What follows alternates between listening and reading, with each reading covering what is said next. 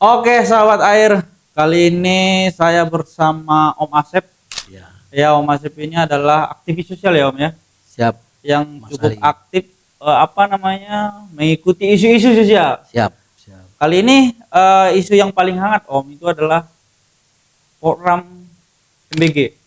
Oke, Yang mana ini adalah program yang sangat diunggulkan ataupun program yang sangat krusial di mata masyarakat dari program ya. pemerintahan Prabowo Gibran. Sebelumnya gimana kabarnya, Om? Sehat, Om? Sehat, alhamdulillah. Alhamdulillah. Yang penting sehat dulu. Oh iya iya, yang penting sehat dulu Kalau biar sehat, apa aja bisa. ya apa aja bisa. Benar sekali. Ya. Jadi sahabat air, kami coba membahas MBG di sini karena berhubung ini Om Asep adalah aktivis sosial, mungkin Om Asep juga pernah melihat nih perjalanan program MBG ini sudah berjalan sejauh apa gitu. Om ini kan tinggalnya di Jakarta nih, Om. Di Jakarta juga udah berjalan di beberapa titik MBG ini. Baik.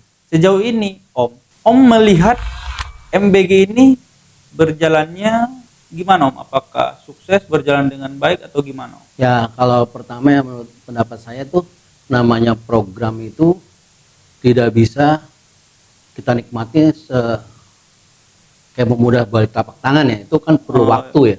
Oke. Nah, itu yang pertama, waktu itu, dan perlu evaluasi kalau menurut saya. Oke. Nah, itu yang pertama. Yang kedua, selama ini saya mengamati dari berita-berita semua, dan kebetulan saya tinggal di daerah Condet, Oke. dan saya melihat ya, tadi saya lihat Tadi tuh, ya, iya. di lewat depan rumah saya, kompleks saya itu mobil Mobil MBG ya, mobil MBG. Ya, yang warna- membawa makanan ini ya, iya. makanan, warnanya putih, boxnya dari aluminium ya. Iya, Nah, itu benar-benar. saya lihat pokoknya program MBG belakangnya Batu Ampar. Kebetulan saya tinggal di daerah Batu Ampar, Oh iya benar. dan di situ ada SD kebetulan. Oke, SD. Nah. Berarti si mobil ini menuju SD itu ya. Oke. Dia mau SD. Dan kebetulan kan hari ini kalau tidak salah hari guru ya. Iya, hari guru ya, Hari benar. guru tadi saya lihat makanannya dibagi di situ ya secara tertib. Saya lihat dari kejauhan aja. Dan setiap murid-murid ya membawa makanannya, Iya. mendapat makanannya lah seperti itu. Iya. Ya kalau saya lihat sih selama ini saya tinggal di situ, saya nggak pernah mendengar isu-isu negatif.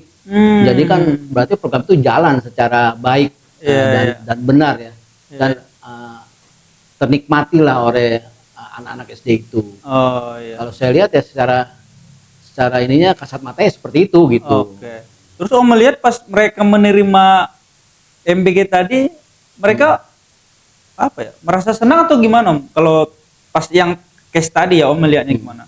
Kalau saya lihat tadi mereka senang ya, mereka ngumpul bersama, makan bersama. Saya lihat seperti itu ya. Ibaratnya kan saya lihat di situ ada faktor sosialnya. Yang pertama ada guyup kebersamaan ya. Oh iya. Itu yang pertama. Ya, terus yang kedua ya untuk memberitahukan bahwa anak-anak sekarang kan ibaratnya kalau menurut saya itu kan untuk diajak makannya susah kan. Iya. Nah, berarti ini kan ada momen kebersamaan untuk makan bersama, dan mungkin juga secara tidak langsung mereka akan mengenal, oh makanan ini namanya ini, jenisnya ini ya. Itu kalau menurut saya seperti itu. Sebenarnya ada efek-efek itu ya, ibaratnya kalau bagi saya tuh pertama anak-anak suka dulu untuk makan. Karena anak sekarang tuh untuk diajak makan aja belum tentu mudah. Kalau menurut saya ya. Iya. Nah, misalnya pasti makan nantilah, ntar lah gitu. Sibuk dengan dunia sendiri lah ya. Mungkin juga dengan pilihan makanan yang lebih bervariasi sekarang, Om, mungkin. Ya itu yang pertama. Yang kedua mungkin kan mereka sendiri pun lama-lama kalau misalnya nih, ini menurut kalau program MBG itu nggak ada, mungkin mereka nggak tahu makanan Indonesia itu kayak apa sih. Oh iya, benar. Ibaratnya karena mereka biasa makan yang Korean food. ya bisa jadi Iya, mungkin yang fast Japanese yang cepet. food. Nah, Iya, gitu-gitu. nah, ibaratnya kan lama-lama mungkin makan gado-gado aja begini aneh gitu. Oh iya. Makan soto aneh kan ya. Itu kalau menurut saya ke depan itu bagus lah. Oke. Gitu. Terus gini, Om, terkait MBG ini kan, MBG ini juga program pemerintah yang sangat sangat banyak masyarakat memperhatikan, apalagi di media sosial. Ya. Saya juga belakangan ini di media sosial itu sangat ramai. Terakhir saya lihat isunya itu adalah yang pertama yang paling naik itu adalah isu keracunan, Om. Iya. Walaupun keracunan itu 0,00 sekian persen, tapi kita tidak boleh mengecilkan angka itu kan, tetap ada Oke. juga gitu. Itu juga termasuk suatu kegagalan dalam program gitu. Nah, yang jadi apa namanya polemik di media sosial. Jadi orang-orang ini apalagi kaum muda nih Om, kan mereka hidupnya di media sosial Oke, cukup ya. banyak gitu. Setuju ya. Jadi cara berpikir mereka juga apa yang mereka lihat aja, yang membuat itu kan kegagalan yang dinarasikan di media sosial Ya. itu. Saya juga belum pernah melihat apa namanya hal-hal yang sukses disampaikan juga ataupun sempat viral lah Iya. program MBG yang sukses Ya. ini. Jadi si anak muda ini melihat, wah ini kayaknya program ini kurang relevan deh, kurang bisa dijalankan lagi ke depannya gitu. Menurut Om gimana Om? Kalau menurut saya sih yang salah ya dari kita juga mungkin ya. Pertama, kita tidak pernah mempublikasikan hal-hal yang baiknya, yang sudah benar terjadi. Kita nggak tahu itu di mana, terus gayanya seperti apa, nggak seperti itu.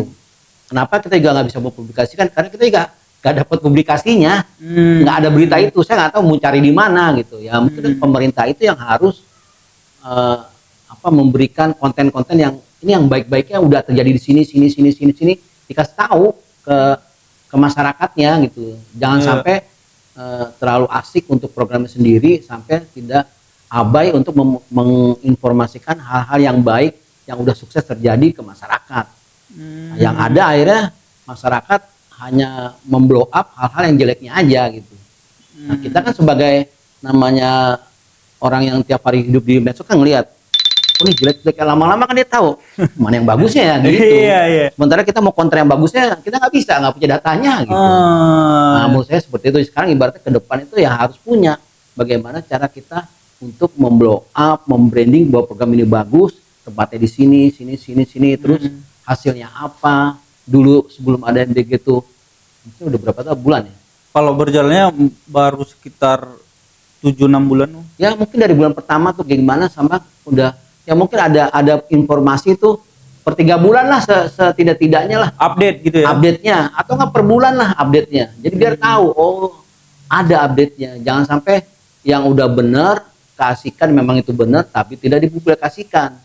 Sementara yang jelek baru sekali terjadi aja langsung dipublikasikan. Ya berarti kan ya salah di kitanya juga ya. Kalau menurut saya. Ya, berarti kita yang pertama itu cara kita mengkonsumsi informasinya dulu di media sosial ya. Jangan terlalu tidak karena kita melihat satu sisi kita nggak mengulik satu sisi lagi gitu. Kita melihat yang salah harusnya kita ngulik dulu yang benar ada nggak, yang bagus ada nggak gitu kan Om. Tapi sekarang yang bagus itu ada nggak? Iya. Nah, kalau misalnya nggak ada, mau cari di mana juga nggak ada. Iya, gitu. Makanya tadi pemerintahan harusnya menyiapkan datanya, ya kan, menyiapkan datanya dan menyampaikannya di media sosial. Ya.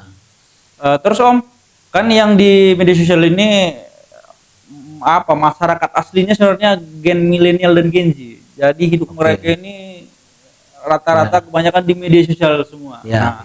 Jadi otomatis mereka mengkonsumsi itu banyak kan, banyak konten gitu. Kira-kira Om ingin menyampaikan apa kepada anak muda baik itu milenial dan Gen Z terkait program MBG ini? Ya kalau menurut saya pertama cobalah berpartisipasi dengan skillnya ya. Oke.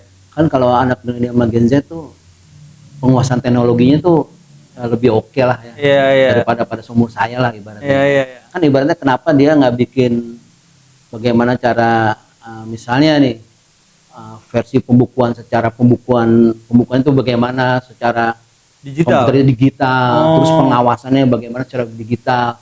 Misalnya dapur itu anggapnya tadi nih, kan dapur satu hari masak 3.000 4.000 ini. Iya, 3.000 sampai 3.500 ya. Berapa SD itu? 10. Iya, bisa Om. 10. Nah, itu kenapa tiap SD-nya itu nggak punya papan monitornya? Itu kan pelibatan teknologi kan. Iya. Ibaratnya oh ini SD ini makannya udah kebagi, ini kelihatan nih situasi pembagian makanannya. Checklistnya ya. Checklistnya kelihatan. Semua itu kan on the spot lah ibaratnya. Jadi real time, datanya real time. Sama kayak tadi di KPU. KPU. Oke. Kayak TPS kan udah real time semuanya Iya, ada iya, kan. iya, iya. Kenapa nggak MBG seperti itu gitu? Oh. Ibaratnya itu mungkin bagi si pemiliknya ya, pemilik dapurnya itu. Iya, iya, iya, iya. Libatin anak milenial di situ untuk dalam hal teknologinya. Teknologinya. Oke. Nah, jadi ibaratnya mereka kan jadi berperan serta kan ibaratnya kan. Dan itu kan kalau mereka punya konsep kayak gitu kan nggak tahu itu berarti monitoring si milenial itu harus berkantor apa bisa di rumah dia? Bisa di rumah Om kalau Nah, itu bisa kan berarti kan logikanya. Iya. Nah, seperti Oke. itu. Jadi berkolaborasi. Jadi Ya. peran anak muda kita ini bisanya apa, kemampuannya apa, kita cari yang bisa dikolaborasikan. Contohnya tadi apa kayak monitoringnya, Ya. kita bisa buat aplikasi lah. Ya. Kayak di KPU tadi namanya Sirekap. Ya. Sirekap itu jadi datanya real time. Jadi setelah selesai kegiatan kita laporkan gitu ya Om ya. Jadi menurut Om memang si anak muda ini, si Gen Z sama milenial ini cari peran lah untuk bisa Iya. berkolaborasi dengan. Dan itu kan kalau misalnya punya data real time itu kan bisa sebagai pelaporan kan? Pelaporan dapur MBG-nya ke itunya kan ke pemerintah kan. Ini Iya. dalam sebulan laporan saya ini nih bentuknya dalam digital kan. Digital ya, iya iya. Udah, itu kan lebih efektif ya. Iya, dan Kalau ada apa-apa kan gampang di tracing juga ya. Oh ini pada hari apa yang keracunan? Oh di SD ini, oh ini ada nih layarnya gitu kelihatan ya. Dan itu mungkin bisa meningkatkan trust masyarakat kalau udah real time begitu ya Om ya disampaikan Iya. di sosial. Iya. Nah terusnya ya kayak masuk kayak tadi ya ibaratnya kan Gen Z sama milenial sekarang kan seneng TikTok, Instagram gitu ya. Iya, iya, iya. Kenapa itu nggak di TikTok kan bisa di live gitu. Kan? Iya iya. Semua Iya, orang iya. melihat kan satu negara Indonesia mungkin bisa ngelihat kali oh di sini kan seperti itu. Oke. Kenapa nggak berpikir ke cara situ? Ayo terlibat, ikut masuk, bisa bantu apa gitu. Iya iya. Jangan melihat, oh lu ada keracunan gini-gini ya repot lah kalau pandang kayak gitu ya. Oke, terima kasih Om ya. Ya, siap. Ya, terima kasih sudah meluangkan waktunya untuk menyampaikan hasil diskusi kita. Ya, siap. Hasil diskusi kita kepada teman-teman sahabat air. Mudah-mudahan apapun yang kita diskusikan Ya, ini Om amin, amin. bisa bermanfaat kepada teman-teman semua di luar sana. Ya. Oke, jangan lupa saksikan terus podcast di Aliansi Indonesia Raya. Sekian dan terima kasih. Ya.